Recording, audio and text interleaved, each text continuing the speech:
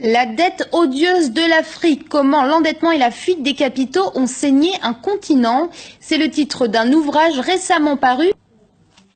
Comment l'endettement et la fuite des capitaux ont-ils saigné un continent? C'est à cette question que les deux auteurs de La dette odieuse de l'Afrique, Léonce Dikoumana et James K. Boyce, tentent de répondre dans leur ouvrage. Un livre de 5 chapitres qui lève le voile sur certains mythes africains. Dans ce livre, on va vous montrer qu'en fait, ce n'est pas l'Afrique qui est endettée vis-à-vis du monde, mais plutôt que c'est le monde qui est endetté vis-à-vis de l'Afrique. Ensuite, un deuxième mythe qu'on voudrait lever, c'est le mythe que l'Afrique, c'est un continent qui est avec beaucoup de corruption.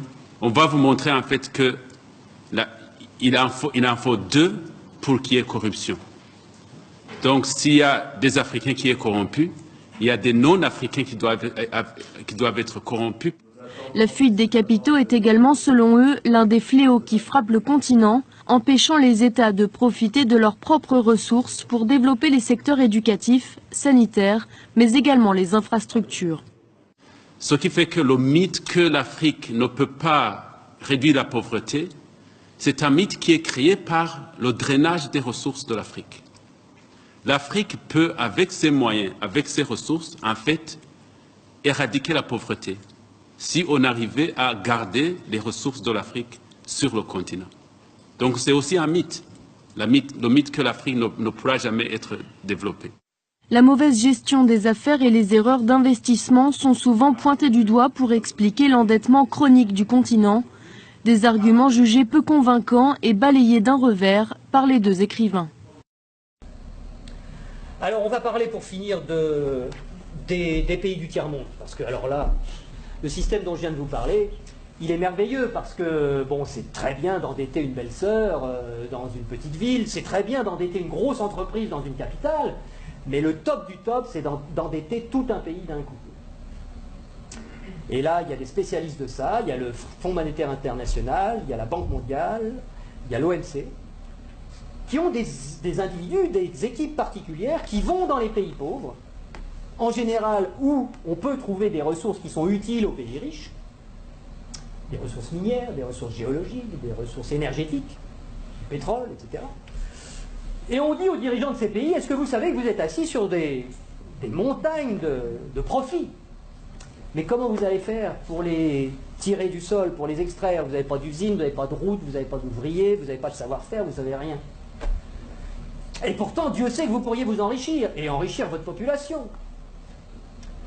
Ben non, on ne peut rien faire, on n'a rien, on n'a rien. Bon.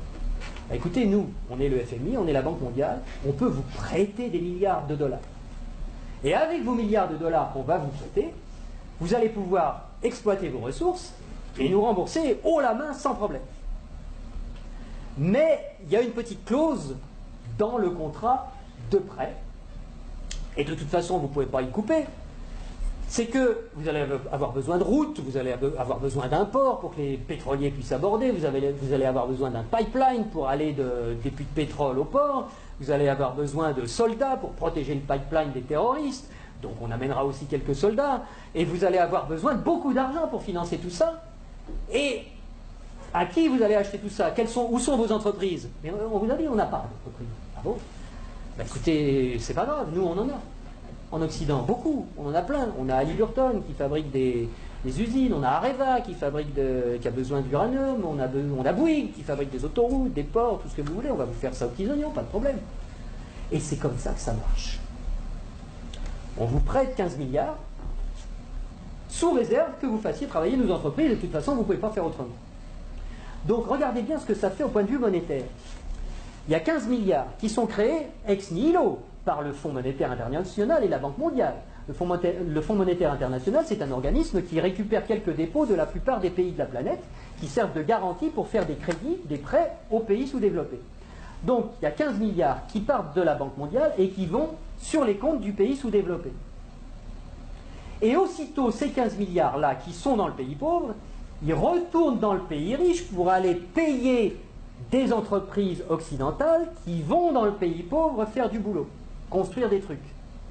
Du point de vue du pays riche, quand vous allez vendre des produits et des services dans un pays pauvre, à l'étranger, pour vous, c'est quoi? C'est des exportations ou des importations?